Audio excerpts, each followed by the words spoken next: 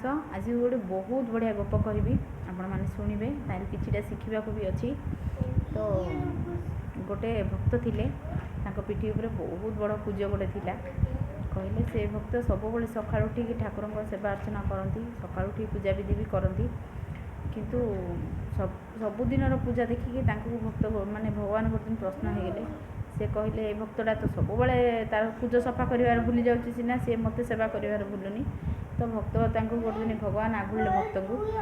कहले हे भक्त मु तोर पूरा पूजार संतुष्ट तू जहाँ बर मागिबार मागे गोटे काम करे मु तोर पूजटा को आग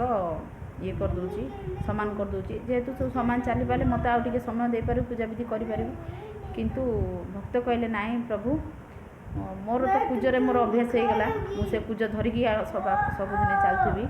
गोटे कम कर मो पड़शा घर सब मत छिड़ौची तेणुक ता पिठी गोटे पूज हो जाऊ सी मत सब छिड़े पारनी। तो तेणुक जो मैंने साई पड़शा रोचंदी कार माने कहार जो कमजोर टाइम रे सी जमती न ये करूँ छिड़ातु जार पूज सी भोईवा दिंतु ताकू कहीं पड़शा से मोर चेतावनी समस्ते सामान रही बहुत भल ना कौन मत तो पड़शा बहुत भल मिलती जदि आपण मानक भल न मिलते कहे यहाँ गप मध्यम मुझे गोटे ये देली भल शिक्षा देली जे आप शिखिपारे कार पूज समय मजा उड़ातु नहीं कहीं भगवान सी भी समस्त भगवान देखुं केवे ना केवे किसी गोटे भाव ना कौन।